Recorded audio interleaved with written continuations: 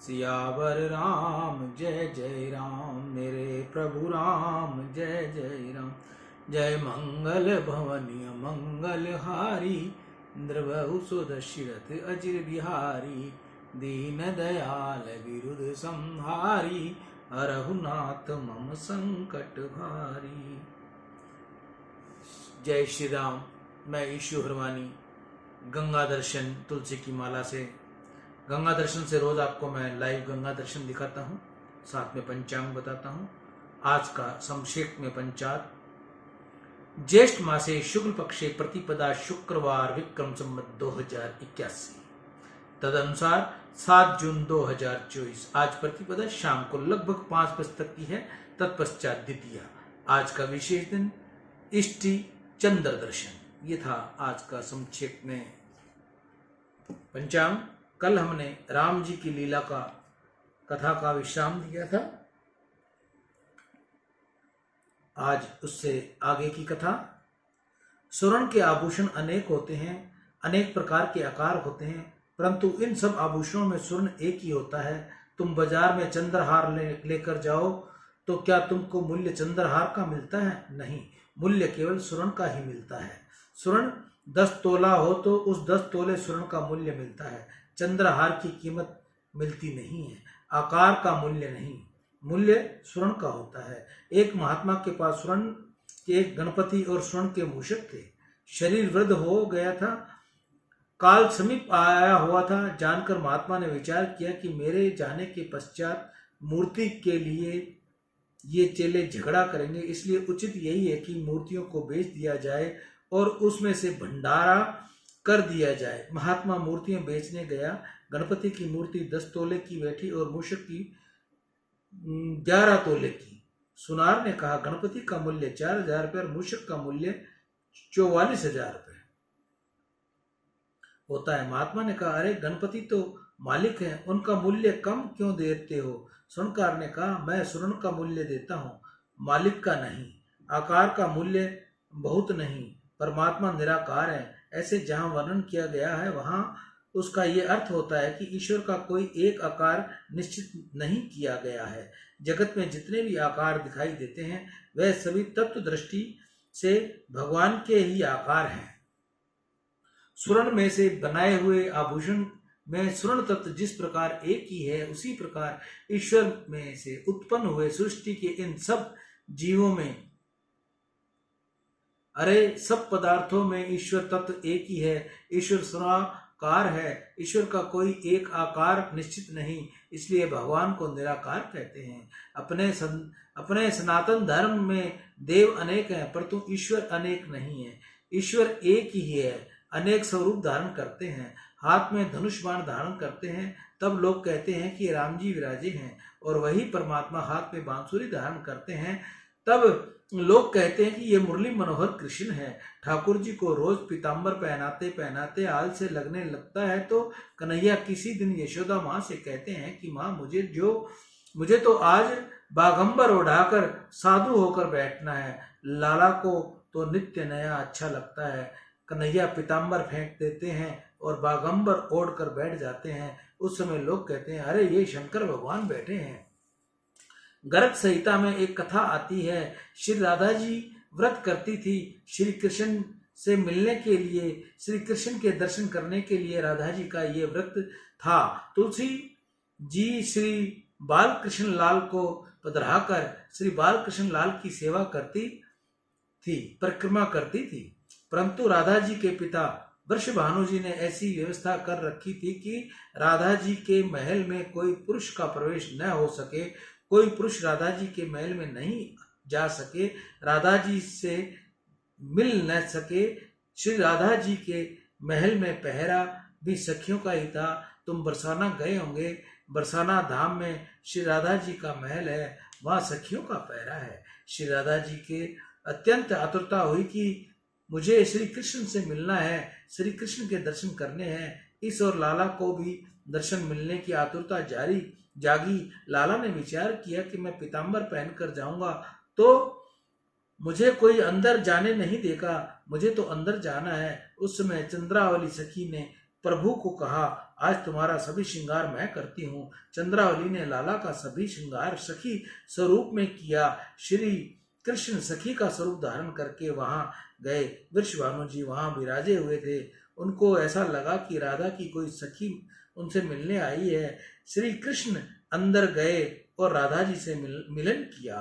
भगवान साड़ी पहने थे। उस समय लोग कहते हैं कि ये माता जी हैं। श्री कृष्ण श्री राम अनेक स्वरूप धारण करते हैं, परंतु ये सभी स्वरूप तत्व से एक ही हैं। देव अनेक हैं, परमात्मा एक है। एक ही परमात्मा अनेक स्वरूप धारण करते हैं। अरे एक मनुष्य भी दिन में अनेक बार कपड़े बदलता है। घर में अंगोछा पहनकर फिरता है और बाहर जाता है तो ठीक कपड़े पहनता है। कपड़े बदले, इसी से व्यक्ति में क्या फेर होता है। एकम सद् विप्रः बहुधा वदन्ति, एकम सत्य बहुधा समुपयन्ति। एक ही परमात्मा अनेक प्रकार की लीला करने के लिए अनेक स्वरूप धारण करता है। परमात्मा निर्गुण निराकार है और परमात्मा सगुण साकार भी है। निराकार का अर्थ यह है कि कोई एक आकार निश्चित नहीं है, वह तो तजोमय है। जैसा स्वरूप धारण करने की इच्छा होती है वैसा स्वरूप प्रकट करते हैं। भगवान कहते हैं कि मेरा कोई आकार नहीं और मेरा कोई श्रृंगार भी नहीं। मेरे भक्तों को जैसा आकार और श्रृंगार अच्छा लगता है वैसे ही स्वरूप और श्रृंगार मैं धारण करता हूँ। ये यथा माम प्रपद्यन्ते तांस तत्तेव भजाम्यहम्। मैं अपने भक्तों के अधीन हूँ। तत्व दृष्टि से विचार करने से सगुण और निर्गुण एक ही हैं। जैसे कि राजा और राजा की सत्ता दोनों एक हैं।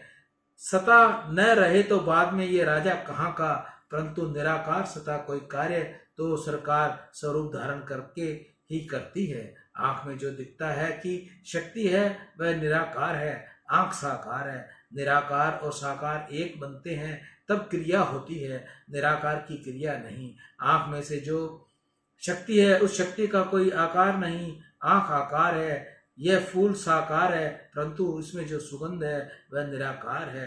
निराकार और साकार दोनों मिलने पर क्रिया होती है। श्री राम निर्गुण निराकार हैं और श्री राम सगुण साकार भी हैं। तत्व दृष्टि से दोनों अलग नहीं है। निर्गुण निराकार ब्रह्म तो सद्गुण साकार परमात्मा एक ही है। निराकार ब्रह्म परमात्मा सबके अंदर विराजे हुए हैं और प्रकाश में है। वह स्वरूप को छिपाते हैं, वह आंख में से नहीं दिखते। ब्रह्म ग्राह्य है, निराकार ब्रह्म व्यापक है। वे किसी का आकर्षण नहीं करते, निग्रह नहीं करते अथवा अनुग्रह नहीं करते। न मेरे हैं न तुम्हारे हैं। यह लीला तो राम जी करते हैं। श्री कृष्ण करते हैं। लीला के लिए निराकार ब्रह्म ही साकार स्वरूप धारण करते हैं। निर्गुण ब्रह्म ही सगुण लीला शरीर धारण करते हैं और एक अनेक प्रकार की लीला करते हैं। आनंद रूप परमात्मा की ऐसी दिव्य लीला देखते हुए शिव जी को तनिक भी मोह नहीं हुआ। शिव जी को दृढ़ विश्वास था कि श्री राम ईश्वर ही हैं, परंतु सती जी के मन में थोड़ा विकल्प हुआ और सती परीक्षा करने के लिए गई। सती को विश्वास हो गया कि यह परमात्मा ही है। वहीं से श्री राम लक्ष्मण आगे चले पड़े। रास्ते में घायल जटाऊ के दर्शन हुए। दोनों पंख कट गए थे, रुधिर बह रहा था। वह जटायु धरती के ऊपर पड़ा था। जटायु को यह दशा देखते ही राम जी की आंखें भीनी हो गई। श्री सीता वियोग का दुख ये भूल गए। राम जी जटायु को काका कहकर बुलाते थे। वाल्मीकि रामायण में कथा आती है कि दशरथ महाराज जी के साथ जटायु की मित्रता थी। दशरथ महाराज का शनेश्वर ग्रह के साथ युद्ध करने के लिए गए थे, तब जटायु ने इनकी मदद की थी। ऐसी कथा पुराणों में आती है। पिता का मित्र होने से मालिक जटायु को काका कहकर बुलाते थे। मेरे पिता के मित्र जटायु की ये दशा हो गई। देखते ही राम जी की आंखें भीनी हो गई। श्री सीता जी को भूल ही गए। जटायु बहुत भाग्यशाली गिना जाता है। जिसके जैसा सौभाग्य तो महाराज दशरथ को भी नहीं प्राप्त हुआ। अंत काल में दशरथ महाराज को राम जी का वियोग हुआ था। किंतु अंतकाल में जटायु के पास राम जी पधारे हैं। श्री राम अतिशय सरल हैं, प्रेम की मूर्ति हैं। इन्होंने जटायु को गोद में लिया, जटायु की पीठ के ऊपर हाथ फेरते हुए पूछा, काका तुम्हारी ये दशा कैसे हुई? तुम्हारे पंख किसने काट डाले? बहुत व्याकुल होते हुए जटायु ने धीरज रखकर कहा, माँ देवी मम च प्राणा रावणाम नो भयम हतम। रावण सीता को ले जा रहा था, तब मैंने युद्ध किया। रावण ने कपट किया और मेरे पंख काट डाले। राम जी ने कहा, काका मेरे लिए तुम्हारी ये दशा हुई है, तुमने मेरे लिए प्राण दे दिए। जटायु ने कहा, मेरी एक ही इच्छा थी कि अंतकाल में श्री राम के दर्शन करूं। मैं आपके दर्शन के लिए प्राण रोक कर पड़ा हूं कि जब राम जी यहाँ आए तब मैं सब कथा कहकर प्राणों को छोड़ दूं। मुझको आपका दर्शन हो गया, अब मैं सुख से शरीर छोड़ूंगा। श्री रामचंद्र जी ने कहा, काका तुम कहो तो तुम्हारे शरीर को सुंदर बना दूं, तुम शरीर को धारण करके रखो। जटायु ने सीमित हास्य से कहा, जाकर नाम मस्त सुख आवा, अथ महु मुकुत होई श्रुति गावा, सो मम लोचन गोचर आगे, राखो देह नाथ कहीं खागे। चलते समय जिसका नाम मुख से निकले तो अधम भी मुक्ति को प्राप्त हो जाता है। ऐसे आप मेरे नेत्रों के विषय बनकर खड़े हुए हो फिर भी हे नाथ, अब क्या इच्छा बाकी रह जाती है? अब किसी हेतु इस देह को रखने की आवश्यकता है? जटायु ने मना किया, राम जी की गोद में माथा टेक दिया। राम जी के दर्शन करते हुए श्री राम बोलते हुए जटायु ने देह छोड़ दी। परमात्मा ने कहा कि मेरे लिए इसने प्राणों का बलिदान किया है। मम हतो रथ प्राणम मुमचो पतंगेश्वर। इसके पश्चात प्रभु ने जटायु की विधिपूर्ण अंतिम क्रिया की। लक्ष्मण जी ने जंगल में से लकड़ी लाकर चिता बनाई। प्रभु ने जटायु का अंतिम संस्कार किया और उन्हें तिलांजलि दी। पशु पक्षियों को भोज पदार्थ खिलाकर श्राद्ध किया। ईश्वर के साथ कोई भी संबंध जोड़कर रखोगे तो अंत समय में बहुत काम आएगा। जीव मरते समय संसार का संबंध छोड़ता है, इसलिए बहुत आकुल आता है, बहुत तड़पता है। इसको घबराहट होती है कि अब मेरा क्या होगा। परमात्मा के साथ कोई भी संबंध रखा हुआ हो तो मरण सुधर जाता है। मरण का निवारण नहीं हो सकता परंतु सुधरा तो जा सकता है। ज्ञानी पुरुष मरण को टालने का प्रयत्न करते नहीं, मरण को सुधारने का ही प्रयत्न करते हैं। जिसका मरण सुधरता है उसको फिर से जन्म नहीं लेना पड़ता। मरण को सुधारता है परमात्मा के साथ जोड़ा हुआ संबंध। वैष्णव को मृत्यु का तनिक भी डर नहीं लगता, कारण कि उसका ब्रह्म संबंध है, परमात्मा के साथ संबंध है। वैष्णव जानता है कि मरने के बाद मुझे अपने ठाकुर जी की नित्य सेवा में जाना है, अपने भगवान के चरणों में जाना है। मरण आदि आने वाले कल आता हो तो आज ही आ जाए। संत मानते हैं कि मृत्यु ईश्वर मिलन कराती है। संतों का ईश्वर के साथ पक्का संबंध है। इस जगत का सभी संबंध कच्चा है, झूठा है। आज तक संसार के तो अनेक संबंध किए। यह जीव अनेक जन्मों में कितनी ही बार पति हुआ, पत्नी हुआ, पिता हुआ, पुत्र हुआ, इसकी कोई गणना नहीं है। मात्र पितृ सहस्त्राणि पुत्र दर्शांति च सर्वान्वेषु भूतानि यान्ति याश्वन्ति चपरे। ये संबंध कहाँ गए और इनका अंत कहाँ आने वाला है? अब तक यह चलता रहेगा। अब तो प्रभु के साथ प्रेम बांधो, प्रभु के साथ संबंध बांधो। प्रभु के साथ संबंध ही तुमको संसार के बंधन से छुड़ाएगा। यह जन्म मरण का चक्कर तो चलता ही रहता है। झूठे संबंध बांधते और छूटते हैं, उसका कोई अंत भी नहीं। अंत तो तब होता है जब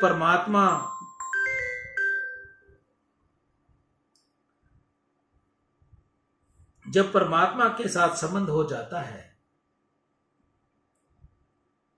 यही संबंध सच्चा है, सफाई है। जटायु गीत पक्षी है, पक्षियों में भी गीत अधम गिना जाता है, परंतु राम जी के साथ इसका संबंध हुआ और इस कारण श्री राम इनको काका मानते थे।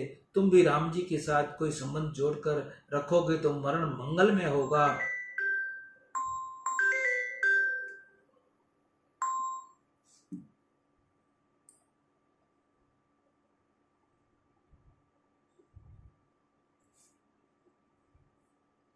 मरण मंगल में होगा।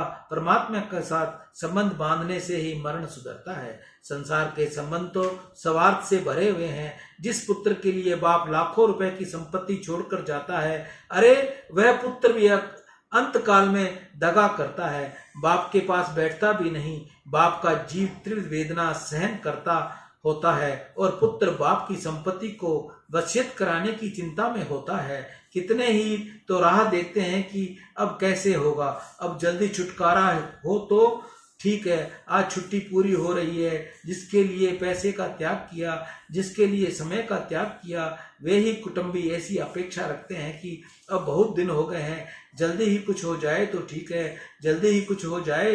इसका अर्थ क्या है? यही कि मर जाए तो ठीक है, परंतु ऐसा स्पष्ट रीति से बोलते नहीं।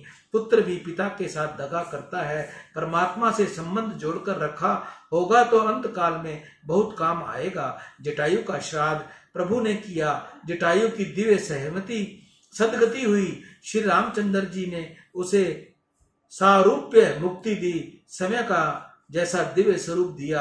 आकाश में वह प्रकट हुआ और रघुनाथ जी को वंदन करके जटायु ने स्तुति की। श्री रामचंद्र जी के अनंत अचित्य सद्गुणों के भंडार हैं। जगत में जितने भी दिव्य सद्गुण हैं वह सभी श्री राम जी में एकत्रित हुए हैं। श्री राम जी अर्थात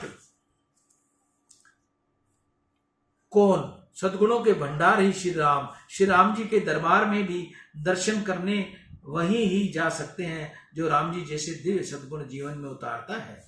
यदि कोई दर्शन करने जाए तो हनुमान जी बाहर गदा लेकर खड़े रहते हैं। हनुमान जी कहते हैं अंदर मत जाओ, तुम प्रत्येक स्त्री में मातृ भाव रखते हो, तुम माता पिता की सेवा बराबर करते हो, मेरे राम जी जैसे बंधु प्रेम रखते हो। यह मर्यादा पुरुषोत्तम का दरबार है। वेद शास्त्र की मर्यादा का पालन करते हो, पर स्त्री को मातृ भाव रखे, माता पिता की जो सेवा करे, भाई में जो शुद्ध प्रेम रखे, उसको ही हनुमान जी दर्शन करने जाने देते हैं। नहीं तो पीछे गदा ही दिखाते हैं जो मर्यादा को भंग करता है। उसकी हनुमान जी दर्शन नहीं करने जाने देते। उनको तो गदा दिखाकर कहते हैं कि तेरे लिए ही गदा लेकर यहाँ बैठा हूं। तू मर्यादा भंग करता है, कथा सुनता है और पाप छोड़ता नहीं। कथा सुनने के बाद भी जो पाप करना चालू रखे उसको तुम सजा मिलती है।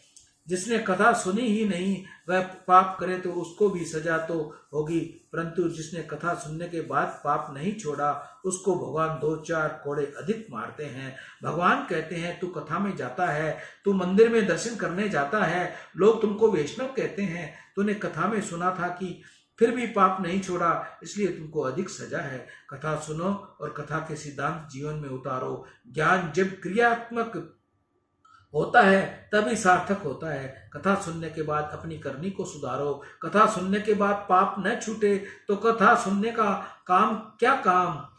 कथा सुनने के पश्चात भूतकाल में ही पापों का पश्चाताप होना चाहिए, स्वयं भाव सुधारना चाहिए, आगे कोई पाप न किया जाए ऐसा निश्चय होना चाहिए और हृदय में प्रभु प्रेम जागना चाहिए। कथा सुनने के पश्चात नए जीवन का प्रारंभ होना चाहिए। जो ऐसा नहीं करते उनको अधिक सजा मिलती है। हनुमान जी महाराज प्रत्येक पापकर्ता को सजा करते हैं। हनुमान जी को किसी से डर लगता है क्या?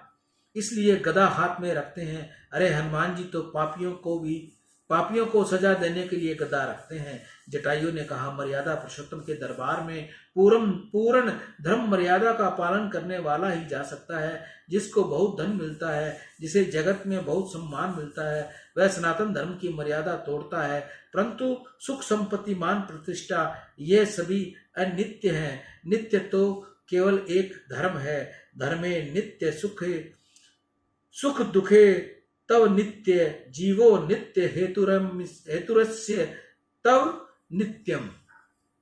यह जीव भी अनित्य है, क्षण भंगुर है। आत्मा नित्य है। नित्य आत्मा को शुद्ध कर रखने की बहुत आवश्यकता है। धर्म से ही यह शुद्धि आती है, टिकती है। इसलिए धर्म की मर्यादा का हमेशा पालन करो। परंतु ये पढ़े लिखे लोग और बहुत श्रीमंत लोग धर्म की मर्यादा पालते नहीं। उनको ऐसा लगता है कि संध्या वंदन करने की क्या आवश्यकता है, एकादशी करने की क्या आवश्यकता है। एकादशी अवश्य करना चाहिए। एकादशी के समान कोई श्रेष्ठ पर्व नहीं। आपका सनातन धर्म अतिशय श्रेष्ठ है। परंतु जहाँ ज्ञान बढ़ा, जगत में बहुत मान मिला कि मनुष्य धर्म की मर्यादा को भंग करने लग जाता है। उसको ऐसा लगता है कि मुझको कौन पूछने वाला है। भगवान कहते हैं कि तू ऊपर आ, फिर बताता हूँ। धर्म की मर्यादा पालन करने के लिए ही ज्ञान है। धर्म की मर्यादा रहने के लिए ही धन है। श्रीमत होकर, ज्ञानी होकर धर्म की मर्यादा को भंग करे, उसे भगवान बहुत सजा देते हैं। परमात्मा को धर्म अतिशय प्रिय है। धर्म के लिए ही ईश्वर जगत में आते हैं। कितने ही लोग भक्ति का थोड़ा नाटक करते हैं और पुस्तक पढ़कर ज्ञान की कुछ थोड़ी बातें भी करते हैं, परंतु धर्म पालते नहीं, भक्ति नहीं। धर्म विरुद्ध हो, ज्ञान यदि धर्मानुकूल न हो तो ऐसा ज्ञान भक्ति सफल नहीं है। ज्ञान भक्ति धर्मानुकूल हो तो ही वह सफल है। कितने ही लोग ऐसे समझते हैं कि हम तो भक्ति कर लेते हैं, अब हम धर्म न भी पालें तो भी कोई बाधा नहीं, भगवान हमको क्षमा कर देंगे। भगवान ऐसी क्षमा किसी को नहीं देते। भगवान को धर्म अतिशय प्रिय है। अरे धर्म के लिए ही तो प्रभु ने अत्यंत दुख सहन किए। दुख सहन करके भी सब धर्म का पालन करो। आजकल कितने ही लोगों के मस्तक पर तिलक करने में शर्म आती है। शास्त्र में ऐसा लिखा है, जिसके माथे पर तिलक नहीं, उसका मुंह देखना भी अपशुगन होता है। जिसके मस्तक पर तिलक नहीं, उसके गले में तुलसी की कंठी नहीं, रुद्राक्ष की माला नहीं, उसका मुख देखना नहीं। अपने सनातन धर्म के ये प्रतीक है। मस्तक पर तिलक होना चाहिए, गले में कंठी होनी चाहिए। परंतु ज्ञान बहुत बढ़ा, लोग बहुत सुधर गए, इस कारण से यह चला गया। मस्तक पर तिलक करने में शर्म आती है, परंतु पाप करने में तनिक भी शर्म आती नहीं। झूठ बोलने में अथवा चुगली करने में शर्म आती नहीं। एकादशी के दिन अनाज खाने में लज्जा आती नहीं। धर्म पालने में लज्जा लगती है। तुम अधिक भक्ति न करो तो बाधा नहीं, परंतु बने वहां तक सब धर्म के पालन करने का आग्रह रखो। अपना धर्म अतिशय श्रेष्ठ है। श्री राम मर्यादा पुरुषोत्तम है। जो धर्म की मर्यादा को भंग करते हैं वह परमात्मा को तनिक भी स्वाते नहीं। जटायु ने राम जी को बहुत सुंदर स्तुति की। जटायु ने प्रभु के दिव्य गति दी। जटायु का श्री राम ने उद्धार किया। शिव जी महाराज पार्वती को कथा सुनाते हैं कि देवी जटायु जैसे हीन पक्षी राम जी के चरणों में कैसा प्रेम रखता है। जीव परमात्मा के साथ प्रेम न करे तो इसका बहुत पतन होता है। ऐसा जीव बहुत अभागा है। प्रभु के साथ प्रेम करे और जीव का बहुत कल्याण होता है। हीन पक्षी जटायु को भी प्रभु ने सारूप्य मुक्ति दी।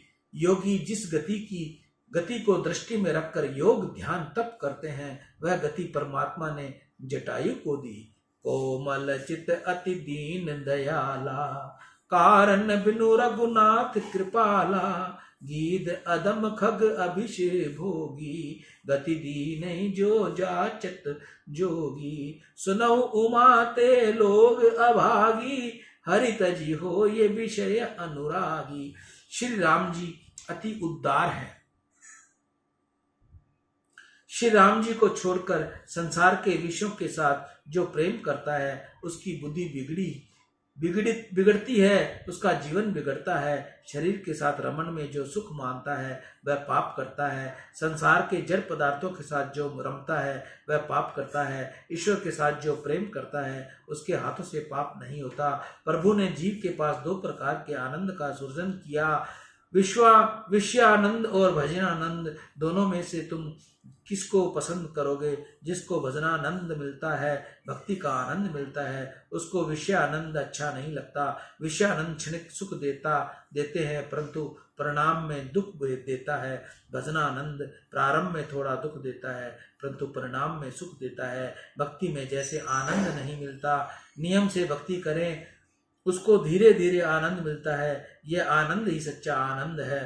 परंतु मनुष्य क्षणिक विषयानंद भोगने के लिए समस्त दिवस माथे पर चिंता और उपाधि रखकर फिरता है। यदि दुख सहन करके वह थोड़ा सुख भोगता है, परंतु संसार सुख के लिए मनुष्य जितना दुख सहन करता है उतना दुख परमात्मा के लिए सहन करे तो परमात्मा उसके ऊपर प्रसन्न होते हैं। प्रभु ने जटायु को दिव्य सदगति दी। जटायु का उद्धार करके श्री राम लक्ष्मण सीता जी को खोजते हुए चले। रास्ते में कबंध नाम का एक भयंकर राक्षस मिला। प्रभु ने कबंध का उद्धार किया, कबंध को मारा, कबंध की मृत्यु हुई। उसके शरीर में से एक तेजस्वी पुरुष उत्पन्न हुआ और अपने श्री रामचंद्र जी को साष्टांग वंदन करते हुए कहा, पूर्व जन्म में मैं एक महान गंधर्व था, अति सुंदर था, भोग विलास में फंसा हुआ था। एक समय गंगा किनारे अष्टावक्र महर्षि बैठे थे। उस समय अनेक गंधर्व कन्याएं उनके कन्याओं के साथ रमण करता हुआ मैं वहां गया। अष्टावक्र ऋषि का शरीर काला था, उसका अंग 8 जगह टेढ़ा था। पिताजी का शाप लगा हुआ था, इस कारण 8 स्थानों पर शरीर टेढ़ा हो गया था। कमंद ने कहा, अष्टावक्र ऋषि को देखकर मुझे आश्चर्य हुआ। मुझे सौंदर्य का अतिशय अभिमान था कि मैं बहुत सुंदर हूँ। चमड़ी का सौंदर्य कच्चा सौंदर्य नहीं, चमड़ी का सौंदर्य सच्चा सौंदर्य नहीं। चमड़ी का चिंतन करना पाप है। किसी भी चमड़ी का चिंतन करो तो दूसरे जन्म में चमार का घर मिलता है। चमार वह जो चमड़ी का चिंतन करे। संसार में सौंदर्य का चिंतन करने से मन चंचल होता है, परमात्मा के सौंदर्य का विचार करने से मन शांत होता है। संसार सुंदर है ऐसी कल्पना में से पाप प्रारंभ होता है और ईश्वर सुंदर है ऐसी कल्पना से भक्ति का प्रारंभ होता है। ज्ञानी की दृष्टि में संसार सुंदर नहीं, ज्ञानी पुरुष इस संसार को सुंदर मानते नहीं, परंतु मान लो तो यह संसार सुंदर है और सुंदर संसार को उत्पन्न करने वाला अति सुंदर होना चाहिए। संसार को भोग दृष्टि से नहीं परंतु भगवत दृष्टि से मनुष्य देखे तो सुखी होता है। प्रभु ने यह संसार सबको सुखी करने के लिए बनाया है, परंतु मनुष्य उसमें विवेक नहीं रखता, इस कारण दुखी रहता है। एक गांव था, गांव में पानी की तंगी थी, गांव के लोग बहुत दुखी रहते थे। एक सेठ ने लोगों को उपकार करने के लिए पर्याप्त खर्च करके बड़ा कुआं बनवा दिया। लोग जलपान करके सुख प्राप्त करते और सेठ को आशीर्वाद देते।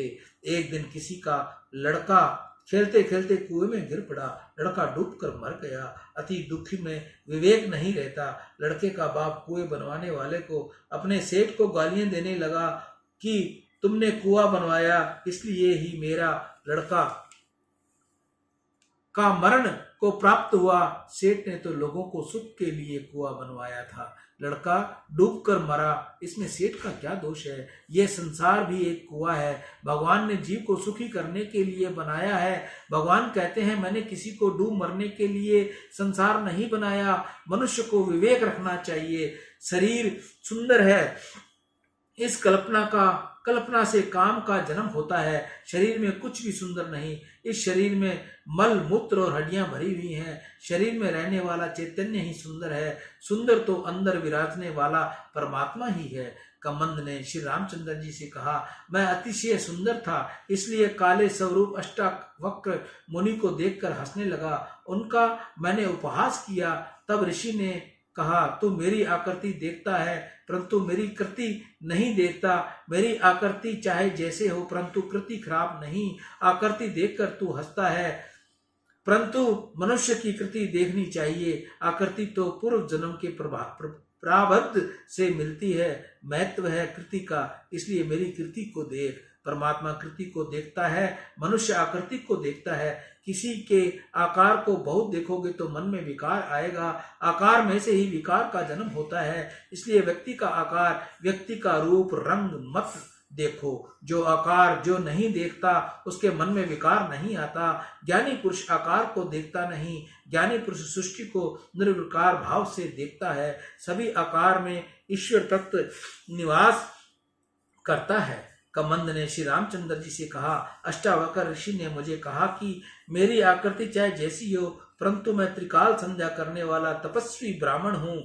तू मेरा उपहास करता है, मैं तुझे शाप देता हूं कि तू राक्षस हो जा। ऋषि ने शाप से मुझे बहुत दुख हुआ। मैंने अष्टावक्र ऋषि के चरण पकड़ लिए, क्षमा मांगी। ऋषि को दया आ गई, मुझे आज्ञा दी कि राक्षस होने के बाद एक बार तुझे श्री रामचंद्र जी के दर्शन होंगे। श्री रामचंद्र जी तेरा उद्धार करेंगे। भगवान आपके दर्शन से अब मैं शाप से मुक्ति हो गया हूं। हे प्रभु, सबको मोहित करने वाली माया आपका हास्य है। आपकी माया से मोहित हुए लोग आपका सच्चा स्वरूप नहीं जानते। ये सृष्टि आपका कटाक्ष है। ये सृष्टि आपका कटाक्ष है। संसार की रचना करने वाले आप हो। श्री राम, मैं आपका वंदन करता हूँ। श्री राम, मैं आपका वंदन करता हूँ। कमंद ने श्री रामचंद्र जी की सुंदर स्तुति की और गंधर्व लोक को चला गया। सियावर राम जय जय राम, मेरे प्रभु राम जय जय राम। जय मंगल भवन अमंगल हारी, द्रवौ सुदशरथ अजिर बिहारी। दीन दयाल विरुद्ध संहारी, रघुनाथ मम संकट भारी। राम जी की लीला का कथा यहाँ पूर्ण हुई। कल हम आपको प्रेम मूर्ति शबरी की कथा सुनाएंगे।